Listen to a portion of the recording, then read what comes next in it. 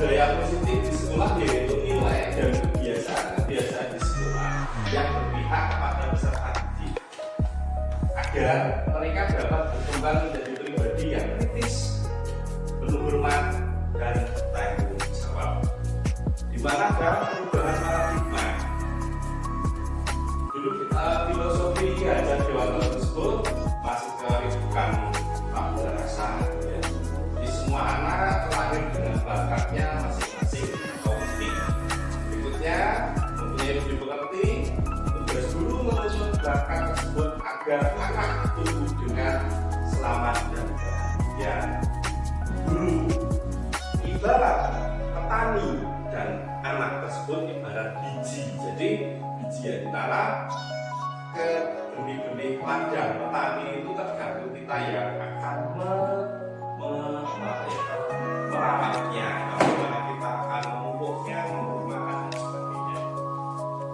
Kemudian anak sebagai kodrat alam dan kodrat zaman, biarkan mereka tumbuh sesuai kodrat alam yang dimaksud di daerah atau lingkungannya.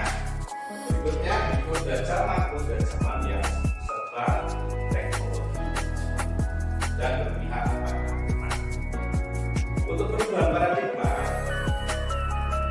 membangun budaya yang positif, sekolah perlu menyediakan lingkungan yang positif, aman, nyaman, agar murid mampu berpikir, bertindak, dan menciptakan dengan merdeka, mandiri, dan bertanggung jawab. Lazimnya, disiplin dikaitkan dengan kontrol. Dalam hal ini, kontrol guru menghadapi murid. Jadi kita harus memberikan kontrol bagaimana menentukan murid yang sesuai dengan kodratnya. Berikutnya, perubahan paradigma teori kontrol. Yang pertama, ilusi guru mengontrol murid. Murid, kemudian ilusi bahwa kritik dan membuat orang merasa bersalah dapat melemahkan karakter. Sudah tahu anak salah, tidak salah ya, tapi bagaimana cara membuatkan kemudian ilusi bahwa semua pengetahuan positif, efektif, dan bermanfaat. Bahwasanya apa yang sederhana seperti apapun itu sangat bermanfaat dari perspektif. Kita mempunyai ilusi juga bahwa orang dewasa memiliki hak untuk memaksa berdasarkan di sini teori kontrolnya ada stimulus dan respon. Stimulus responnya misal saya bacakan aja ya, kita mencoba mengubah orang yang berpandangan sama kita, maksudnya berpandangan itu berpandangan bisa baik bisa buruk, tapi kontrolnya kita berusaha memahami pandangan orang lain tentang dunia.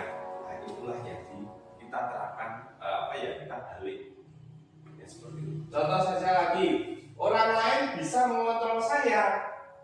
Nah, di teori kontrol ini hanya Anda yang bisa mengontrol diri Anda. Bisa Anda mau emosi, kita cegah. Bisa Anda mau amarah, kita juga cegah. Itu yang namanya teori kontrol. Oke, selanjutnya, apakah makna disiplin? Nah, Bapak Ibu, jadi disiplin dikaitkan dengan tata tertib, atur, dan kepatuhan pada peraturan. Karena disiplin juga sering dihubungkan dengan hukum. Padahal itu sesungguhnya berbeda dengan belajar. Dengan disiplin tidak harus dengan lebih kurang. Justru itu adalah salah satu alternatif dan kalau perlu tidak digunakan sama sekali. Nanti akan saya terapkan ya. Disiplin seperti apa, hukuman seperti apa. Nah itu nanti ada di halaman. Di sini Ki Hajar Dewantara menyatakan bahwa untuk mencapai kemerdekaan atau dalam konteks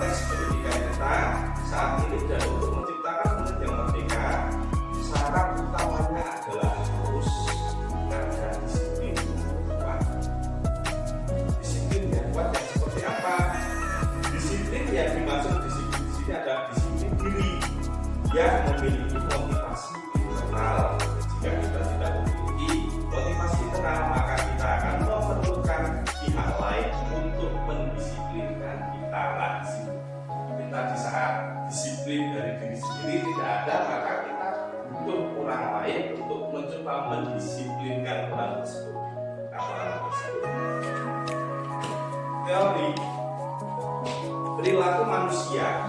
Saya lanjutkan. Ada motivasi internal, motivasi eksternal.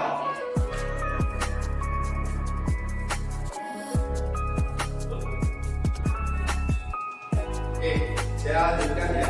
Motivasi internal, eksternal, dan motivasi internal bertujuan untuk hal yang positif. Kenapa? Perilaku manusia itu terkadang salah.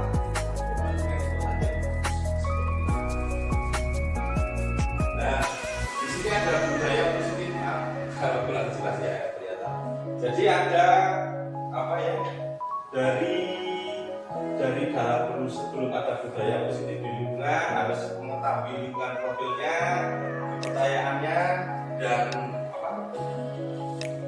Di sini peraturan yang sudah disepakati di kelas. Ya, kita membuat keyakinan di kelas dulu. Yang pertama keyakinan, jadi kita membuat hikmah dan pelanggaran.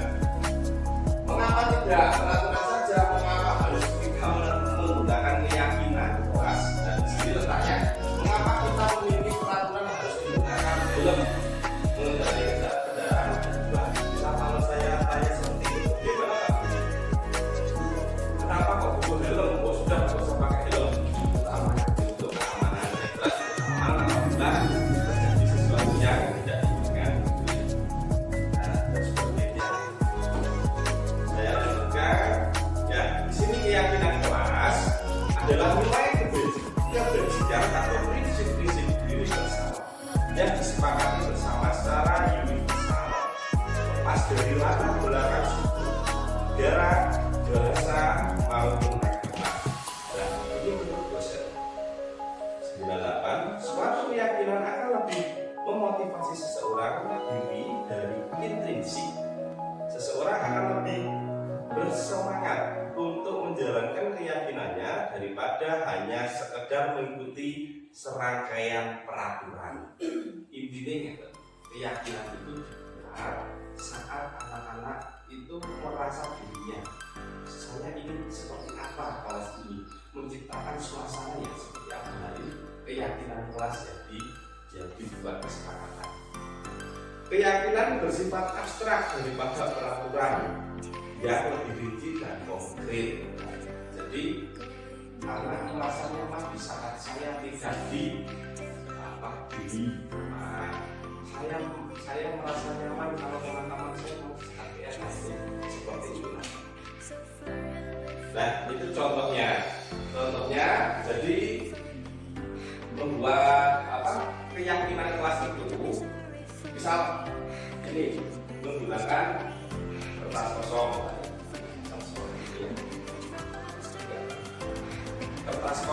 terus ditempel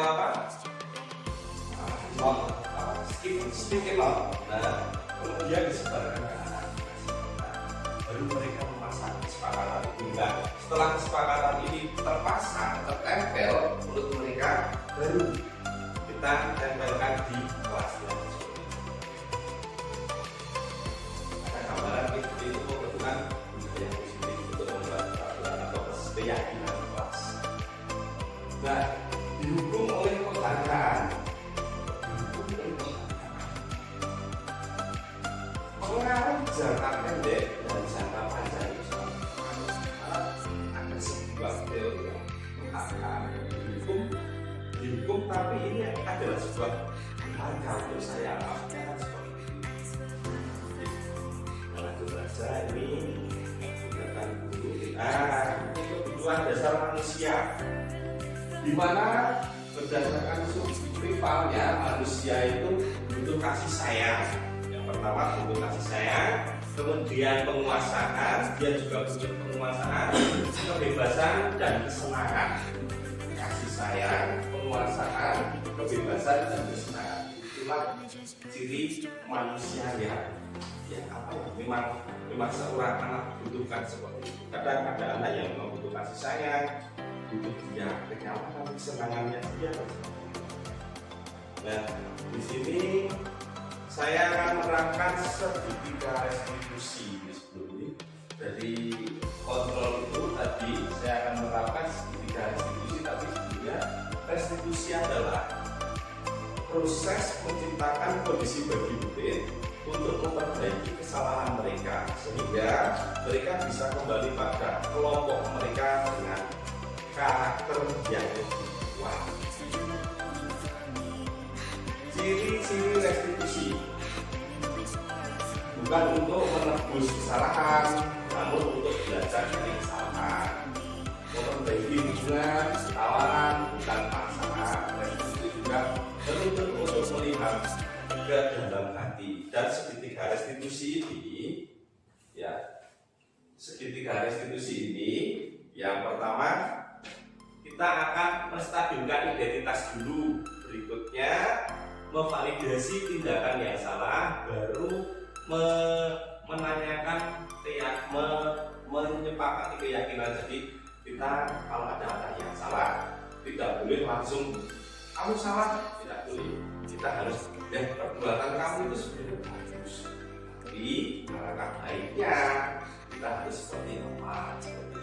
Jadi jangan langsung disalahkan, harusnya di apa ya, di saat ini kalau sama ini jadi akhirnya bisa dilakukan lagi. Kemudian kita harus bilang kalau besok tuh kepingin jadi anak yang seperti apa, itu tidak diskusi. Nah, mungkin ini contoh dari permasalahan yang sudah terjadi dan melakukan pendekatan secara ini. Mungkin itu penyampaian tentang materi saya, modul saya ini. Apabila nanti ada hal yang kurang jelas, nanti bisa ditanyakan kembali di sesi berikutnya. Terima kasih. Ya, jadi segitiga restitusi yang sudah dibahas, yang tadi kita sudah membahas tentang disiplin positif. Sekarang kita masuk ke segitiga restitusi. Segitiga restitusi, ya. Nah, mungkin gambarannya seperti ini segitiga restitusi. Di mana ada yang pertama ada menstabilkan identitas.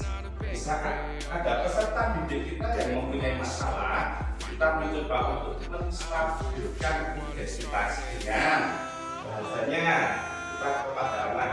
Setiap orang pasti pernah melakukan kesalahan. Misal ada anak yang belum menyapu, lupa tiket, nanti kita melakukan pendekatan kepada tersebut. Tidak apa-apa nak, setiap orang pasti pernah melakukan kesalahan seperti itu. Selanjutnya, menstabilkan identitas kalimat yang lain adalah kamu bukan satu-satunya yang pernah melakukan kesalahan ini. Saat ada anak yang salah, itu dibilangkan atau ditambahkan kesalahan. Bukan kamu kok satu-satunya yang misalnya tidak tiket, yang tidak tiket juga banyak dan kamu bisa. Selanjutnya, setelah menstabilkan identitas, kita membuat validasi tindakan yang salah. Setelah kita tidak jawab kira ini Rasul dosa, kemudian kita melakukan bahasa dengan kamu tentu punya alasan mengapa melakukan itu. Tanya kepada anak yang pas waktu itu yang merasa bersalah. Jadi tidak langsung kita menghakimi, tapi harus ada cara-caranya. Kalimat berikutnya adalah adakah cara yang lebih efektif untuk mendapatkan apa yang kamu butuhkan? Itu sebuah kalimat tanya juga. Apakah yang harus kamu butuhkan dalam kegiatan ini dan kebersihan ini? Nanti anak akan menjawab apa? Misal, saya butuh spa, saya butuh tempat itu tidak ada kuman atau tidak nyamuk. Kemudian setelah validasi tindakan yang salah, baru masuk ke keyakinan kelas apa yang telah kita sepakati. Jadi setelah itu ada keyakinan kelas. Setiap kelas sudah membuat keyakinannya masing-masing. Di keyakinan kelas itu berdasarkan peserta didik membuat keyakinan yang akan dicapai, lalu mereka menempelkannya di mana. Nah, itu nanti akan menjadi dua keyakinan kelas. Nah, sini ada kalimat juga, kamu ingin menjadi orang yang seperti apa? Itu menanyakan suatu saat kamu ingin menjadi orang yang seperti apa? Kamu inginkan sesuatu yang seperti apa? Jadi setelah dia tahu salah, kita tanya alasannya, baru nanti keinginannya apa. Tuh, dan belum masuk ke sana. Ini ternyata itu Bapak sudah diterangkan sama cara ide kepada sebab suka efektif dan kepada katanya loh ya, yang kemarin bilang apa tadi kan ujungnya terus efektif ditanya dengan hal-hal itu. Padahal jadi agak masalah itu ditanyakan dengan hal-hal yang sedemikian rupa itu ternyata bisa dianggap efektif. Misal pasangannya lewat dunia, pasangannya baru tidak enak badan, terus itu ya itu ceritanya. Tapi ini Allah jadilah seperti itu ya Ben. Oke, saya masih sisi yang pertama adalah bagian dasar ya, stadium identitas itu ya. Bagian dasar dari segitiga bertujuan untuk mengubah identitas anak dari orang yang gagal karena melakukan kesalahan menjadi orang yang sukses. Kita tahu dia salah, tapi cara langsung aku salah itu jangan. Tapi kita harus ini pasti ada kesalahan yang menjadikan orang sukses. Kemudian anak melanggar peraturan karena sedang mencari perhatian adalah anak yang sedang mengalami kegagalan. Jadi kita ya kelas 1 yaitu ingin dikandalkan ya, dia mencoba untuk memenuhi kebutuhan dasarnya, namun ada benturan. Kalau kita mengkritik dia, maka kita akan tetap membuatnya dalam posisi awal. Jadi saat orang salah, kita kok diam saja. Peserta didik kita ada pikir kita malah diam. Nah, itu malah menjadikan seakan kita gagal. Jadi apa ya? Untuk segitiga restitusi ini ada sebuah penyelesaian masalah maka pernyataan. Lanjut. Oke. Kalimat tanyanya apa Adit? Kita tolong dibacakan. Ya, kepada Adit kita harus bertanya. Salah yang berbeda apa? Jadi bisa Pak Adit punya sebuah ide, ditanya ini berbuat salah itu tidak apa-apa. Nah gitu, itu di dalam menstabilkan identitas. Jangan kamu salah itu nanti dia mempunyai apa yang berbeda. Jadi misalkan dia salah, nah nanti kita teruskan lagi. Kemudian apa lagi? Jangan cek. Nah tidak. Nah dia ya. Kemudian saya juga pernah melakukan kesalahan seperti itu. Nah, itu juga sampaikan kepada anak jika itu terkait dengan informasi apa ya. Saya juga pernah melakukan kesalahan seperti itu. Misal anak datang terlambat atau apa, itu juga pernah melakukan seperti itu. Kemudian kita bisa menyelesaikan ini dan seterusnya. Jadi nanti itu adalah kalimat-kalimat untuk menstabilkan. Berikutnya, ini di sisi 2 yaitu validasi tindakan yang salah. Setelah tadi kita mendeteksi ini bocah, kemudian kita menurut teori kontrol semua tindakan manusia baik atau buruk pasti memiliki maksud atau tujuan tertentu. Seorang guru yang memahami teori kontrol pasti akan mengubah pandangannya dari teori stimulus respon ke cara berpikir proaktif yang mengendalikan tujuan dari setiap tindakan. Jadi kita mungkin tidak suka sikap seorang anak yang terus menerus merengek, tapi bila sikap itu mendapat perhatian kita, maka itu lebih memenuhi kebutuhan anak. Memenuhi rangkul, tapi kita juga memenuhi kebutuhan peserta didik tersebut. Kalimatnya bisa Padahal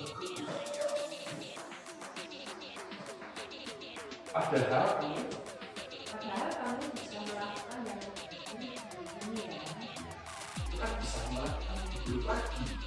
Ya, padahal kamu kan bisa melakukan dulu lagi dari lagi. Saya bukan lagi, bahkan bisa tidak masuk sekolah gitu kata-kata. Kemudian apa itu? Kamu pasti punya alasan mengapa melakukan hal itu. Ya, itu sudah dimaksud kolom validasi.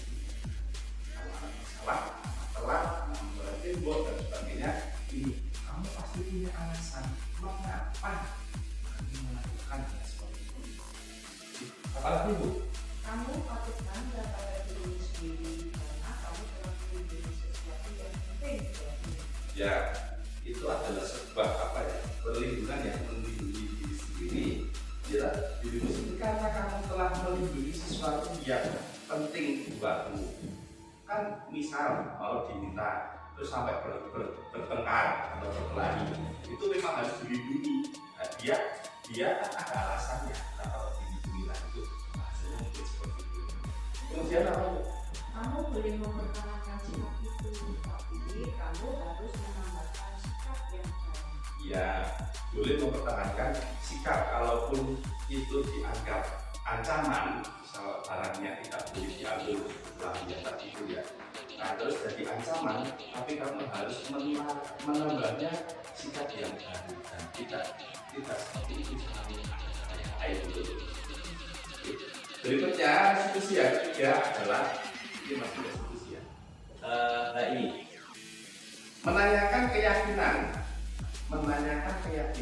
mana teori kontrol menyatakan bahwa kita pada dasarnya termotivasi secara internal ketika identitas sukses telah tercapai langkah 1 dan tingkah laku yang salah telah divalidasi setelah akhirnya, maka anak akan siap untuk dihubungkan dengan nilai-nilai dia percaya dan berpindah menjadi orang yang dia suatu saat nanti.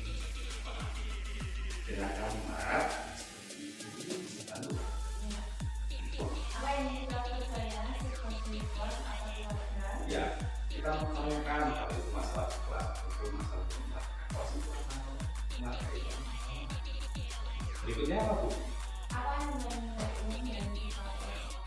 Ya, itu kesepakatan nilai umum bisa membuat kesepakatan di kelas. Jadi kalau kita mau membuat kegiatan itu ada kalau di kelas itu sudah membuat kita kesepakatan ini belajar dan lagi tidak boleh apa boleh berbuat sama orang temannya. Kemudian apa? Ya, apa?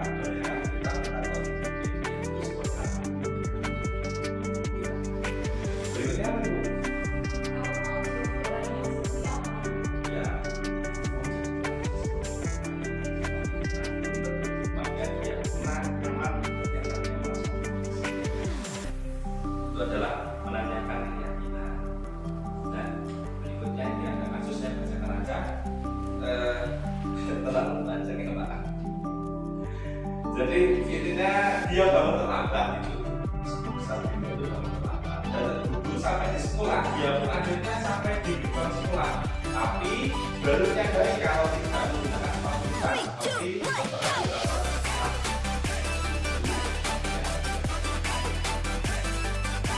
di depan itu kelas bahwa Lukas menghadirkan sepatu tabungan yang tersebar kepada Lukas bisa membaca bahwa dia belum bisa bersalah. Lalu menanyakan tabungan apa peraturan sekolah dengan seragam mata sepatu. Sabina menjawab sudah mengetahui sepatu harus berwarna hitam, namun terburu-buru dan salah mengenakan sepatu. Selain tidak mungkin kembali pulang ke rumahnya karena busuk sekali. Dan Pak Lukman tetap bersikeras pada peraturan yang berlaku dan mengatakan ya sudah, kamu sudah melanggar peraturan sekolah, kamu salah. Sudah terlambat, salah pula warna sepatu. Segera buka sepatumu kalau tidak bisa menggunakan warna sepatu sesuai peraturan. Sabina meminta maaf dan memohon kepada Pak Lukman agar tetap mengenakan sepatunya dan berjanji tidak akan mengulangi kesalahan. Namun Pak Lukman tidak mau tahu. Tidak, kamu tetap melanggar peraturan sekolah. Kalau tidak sanggup, ambil sepatumu di rumah atau diantarkan sepatumu ke sekolah. Ya sudah, kamu tidak bersepatu saja seharian di sekolah. Sekarang copot sepatumu dan silahkan belajar tanpa sepatu. Sabrina pun dengan berat hati mencopot sepatunya dan memberikannya kepada Pak Lukman. Seharian dia tidak berani berhenti sekolah karena tahu banyak yang diri di kelas tanpa alasan. Itu sudah menggunakan restitusi.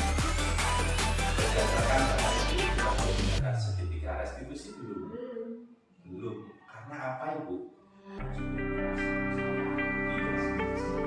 Langsung ditambahkan restitusi. Nah, Bapak Ibu, nanti Bapak Ibu langsung mempraktikkannya dengan kata-kata ini, ya kata-kata yang tadi itu, ya nanti bisa salah satu maju atau nanti akan saya rekam ya setidaknya restitusi seperti ini bisa dipahami. Karena saya yang punya masalah atau Bapak Ibu punya masalah, Bapak Ibu sebagai siswa dan Bapak Ibu sebenarnya sebagai seperti itu bisa dipahami ya. Mungkin itu kita coba aja.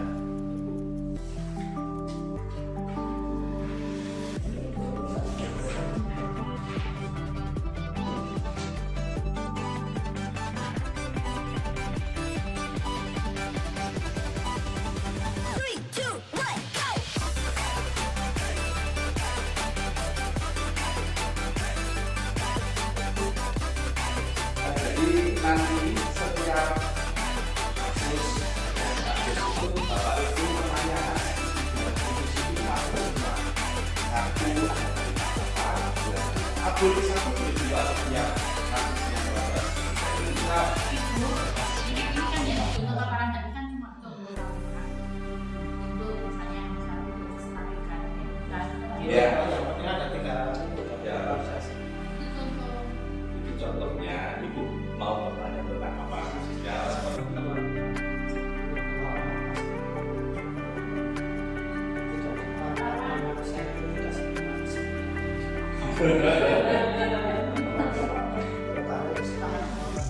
Jangan jadi harus aku kenal. Dan itu jadi Pak Adi ke Pak.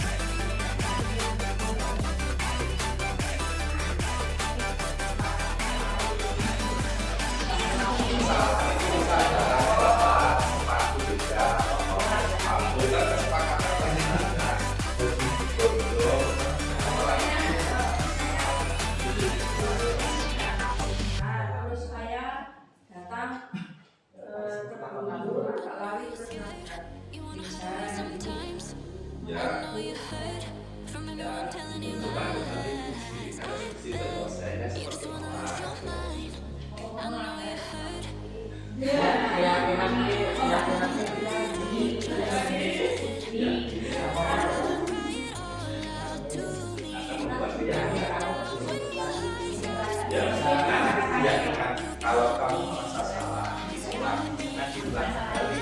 Kan kamu kepingin jadi anak yang disiplin, jangan apa.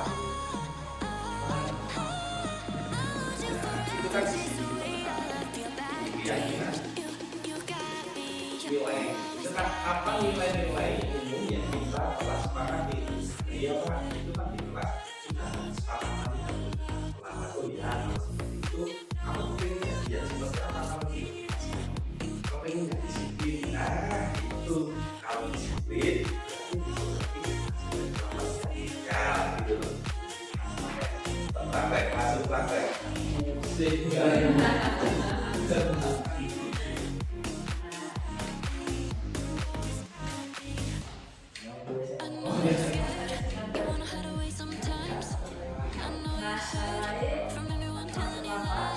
belum titik ketemu apa Bu? Selamat kenapa?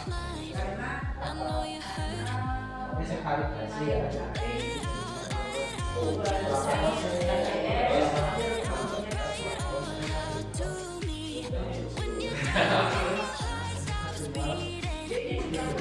Ya nanti saya record kalau nanti kan.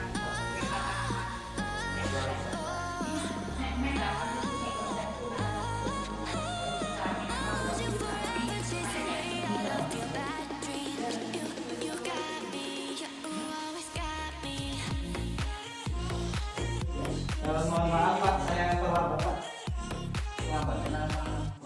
Tadi malam saya tidurnya terlalu malam Pak. Jadi pagi saya bangunnya terlambat.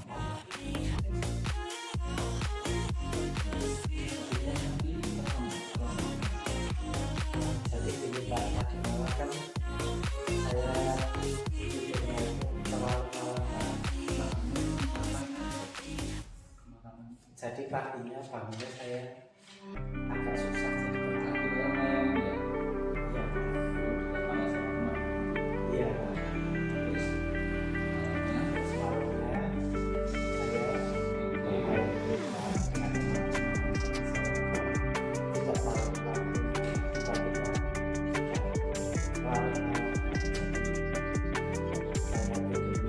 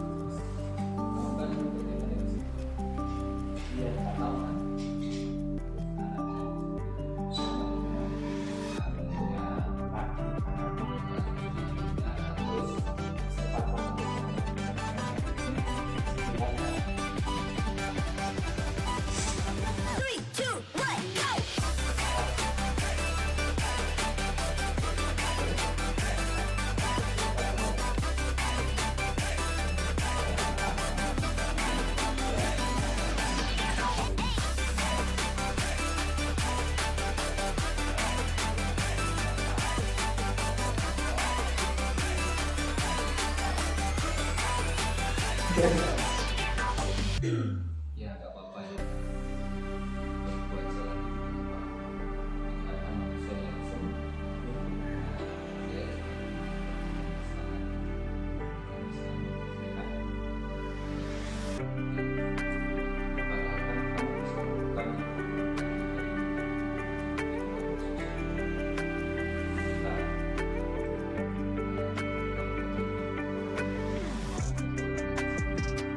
saya mau jadi orang yang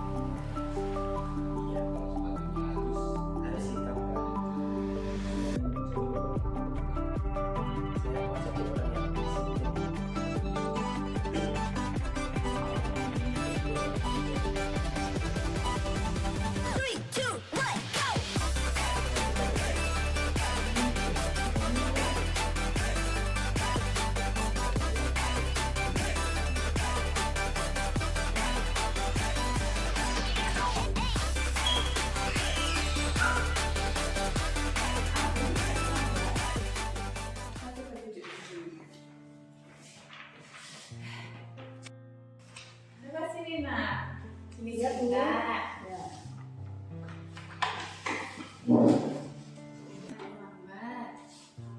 Anu Bu, saya tadi pagi bangunnya kesiangan. Ya, nggak apa-apa. Berbuat salah itu nggak apa-apa. Bu Guru juga pernah berbuat seperti itu. Kira-kira kenapa bisa terlambat? Bangunnya itu kesiangan karena tadi malam saya bangunnya agak larut malam. Terus tidurnya enak sekali sampai tidak tahu kalau sudah pagi waktunya. Itu saja saya coba Padahal kamu bisa melakukan yang lebih buruk dari ini ya. Bisa saja terlambat jadi tidak masuk sekolah. Tapi hari ini alhamdulillah bisa datang ke sekolah meskipun tidak bisa mengerjakan untuk besok kira-kira kamu pengen jadi orang yang seperti apa?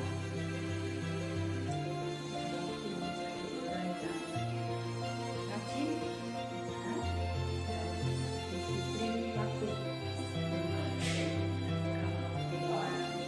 Mau jadi anak yang rajin dan disiplin, mulai besok jangan dibiasakan tidur terlalu karena mengerjakan PR itu juga termasuk kedisiplinan. Jadi kalau kita tidak mengerjakan PR sekali itu sudah termasuk tidak disiplin. Apakah kamu ingin menjadi orang yang sukses? Ya, pasti. Jadi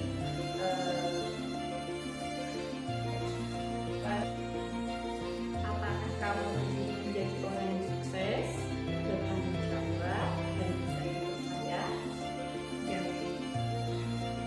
Jadi kalau mau jadi orang yang sukses itu harus melalui beberapa proses. Pertama itu bertanggung jawab.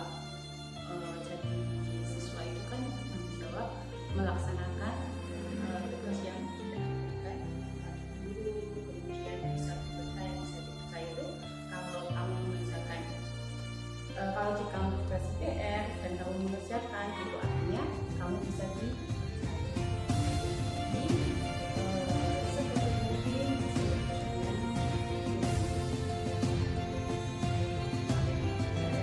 akan berusaha untuk tidak mengulangi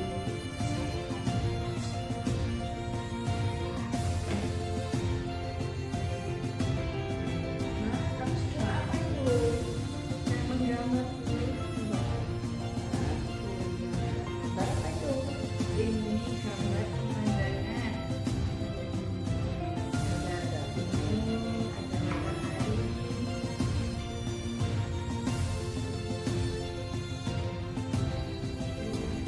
Itu saya juga pernah melakukan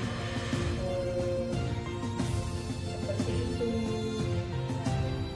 Sebaiknya kita atau kamu bisa apa ya, ini bisa cantik lah, bisa sih. Nah, sekarang kamu pasti punya alasan kenapa kamu menggambar seperti itu. Karena saya mau menggambar tapi buku gambarnya tapi enggak gitu. Saya juga lihat teman-teman saya gambar di meja. Gitu. Ya, ya. Kalau menggambar itu sebaiknya di mana? Di buku gambar. Di buku gambar. Nah, kalau menggambar di meja itu kira-kira boleh enggak ya? Tidak boleh, Bu. Tidak boleh. Oke. Kenapa enggak boleh? Karena kemarin sudah disepakati kalau tidak boleh mencoret-coret meja. Oke, berarti di kelas kita sudah ada kesepakatannya. Ya. Berarti kalau kesepakatan itu dilanggar bagaimana? Ada hukumannya. Ada hukumannya. Oke, berarti tentu saja kamu tidak mau ya dapat hukuman ya. Tidak mau. Kalau nggak mau berarti kita harus apa ya? Apa namanya? Melakukan kesepakatan tersebut atau tidak melanggar apa yang sudah menjadi kesepakatan. Lain kali misalnya ada pelajaran yang menggambar, diusahakan membawa buku gambar dari rumah. Seandainya tidak membawa, ya boleh atur sama guru, nanti mungkin guru bisa membawa buku. Oke? Maaf. Iya. Jika Nah, apakah sudah tahu kenapa Mbak Yuna saya panggil? Ya, Mbak Yuna tahu kan sekarang pelajarannya apa? Laraka. Kenapa Mbak Yuna tidak menggunakan baju laraka? Lepasan, ya nggak apa-apa. Jadi Mbak Yuna itu hal yang wajar. Kan kemarin habis itu apa laraka hujan ya, terus dicuci, pas dijemur lupa dimasukkan, jadi kena hujan lagi, basah lagi. Ya, oke, nggak apa-apa. Jadi memang seperti itu Mbak Yuna, tidak apa-apa, itu hal yang wajar. Pak Guru juga pernah melakukannya seperti itu. Maksudnya baju saya tak kandungin di jemuran, kena hujan, malah biasa. Ya, nggak apa-apa. Jadi segini saya Mbak Yuna, saya ingin tanya lagi, padahal Mbak Yuna bisa lebih lebih dari baju yang basah. Misal sudah penting Mbak Yuna sudah pakai celananya olahraga, tapi bajunya kan olahraga. Kok bisa apa celananya sudah dibawa kering, dibawa masuk, bajunya yang belum? Oh iya, berarti celana sudah dibawa masuk, tapi bajunya masih di luar, terus kehujanan. Ya itu tidak apa-apa. Jadi alasan dari Mbak Yuna yang tadi itu karena pendidikannya memang karena apa? Dan berikutnya apa Mbak Yuna sudah tahu kesepakatan atau kepastian kelas yang sudah disepakati kelas 5. Nah, berarti bisa ada olahraga seperti apa Pak? Memakai seragam olahraga. Mbak Yuna sudah tahu kesalahannya. Nah, di sini Pak Yuna menyelesaikan masalah ini jangan nanti lagi saat dijemur baju bajunya Mbak Yuna harus ingat-ingat kalau saya baru dijemur kita sudah mendung jadi ambil dimasukin ke kamar. Ya seperti sekarang kan mendung. Oh masih ingat ya, punya baju itu baju saya langsung bisa Pak main, ya ambil aja langsung pulang ya. Jadi Mbak Yuna sudah tahu kan kesalahannya. Nah, saya ingin tanya, kalau Mbak Yuna besar, cita-citanya atau hal yang diinginkan, misal saya ingin menjadi anak yang disiplin, saya ingin menjadi anak yang cerdas, yang sukses, atau seperti apa Mbak Yuna yang kepingin itu? Menjadi sukses dan membahagiakan kedua orang tua. Oh iya, jadi kepingin sukses dan membahagiakan orang tua. Nah, kalau bajunya Mbak Yuna saja kena basah, apakah sudah bahagia orang tuanya? Tentu. Maka dari itu mulailah bantu kegiatan orang tua ya. Ya, mulai dari diri sendiri, minimal bajunya, sepatunya, kalau waktu dijemur langsung dimasukin seperti itu ya. Ya, oke. Jadi kamu sudah tahu kan kesepakatan tadi sudah, terus kesalahan juga sudah, solusi juga sudah, cita-cita harapan kamu juga sudah. Nah, maka dari itu saya doakan kamu kelak akan menjadi anak yang sukses, mulailah dari sekarang untuk berubah hal itu ya. Ya jangan diulang lagi ya besok ya. Sekarang tidak apa-apa, tapi besok jangan diulang lagi. Terima kasih Mbak Yuna. Berapa menit Pak Den?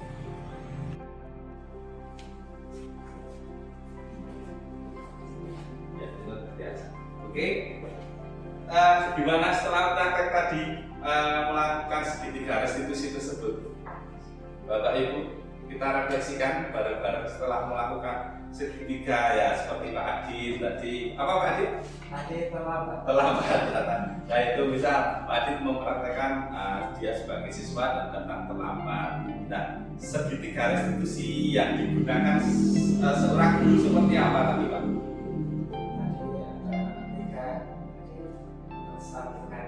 Ya, menstabilkan, oke. Kemudian memvalidasi tindakan itu salah.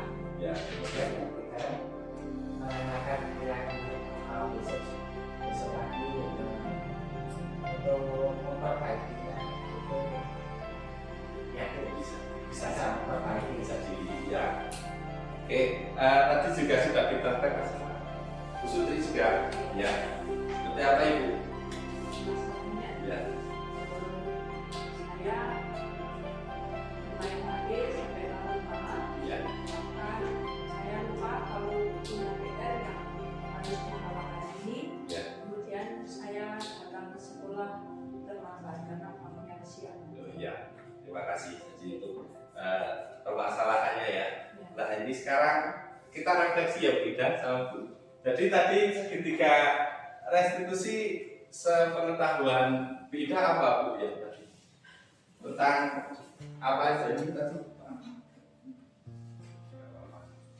Yang pertama itu apa? Kita kalau ada masalah tentang apa? Menstabilkan identitas. Kemudian memvalidasi. Ya, kemudian. Nah, Bu Ida, bisa betul kata-kata untuk menstabilkan identitas tadi seperti apa? Berbuat salah itu tidak apa-apa. Iya, berbuat salah itu tidak apa-apa, gitu ya Bu Ida. Kemudian apa lagi yang untuk memvalidasi tindakan yang salah? Padahal kamu bisa melakukan yang lebih buruk dari ini ya. Oh iya. Kemudian kalau tadi untuk menanyakan keyakinan. Apa yang kita percaya sebagai kelas satu firman Allah. Oh iya. Oke, jadi itu kalimat-kalimat apa tentang segitiga restitusi. Oke, itu dulu dari saya tentang kegiatannya ya. Cukup luar biasa Bapak Ibu semuanya. Terima kasih atas waktunya dan semoga ilmunya bermanfaat untuk Bapak Ibu semuanya. Dan mungkin pada kesempatan hari ini kita sudah belajar tentang segitiga restitusi ya, yang ada masalah, kemudian kita mencari solusinya, dan itu sangat berdampak untuk siswa. Ini jangan sampai dia malah berkecil hati. Oke, mungkin cukup sekian dari saya. Ini Wassalamualaikum warahmatullahi wabarakatuh. Waalaikumsalam.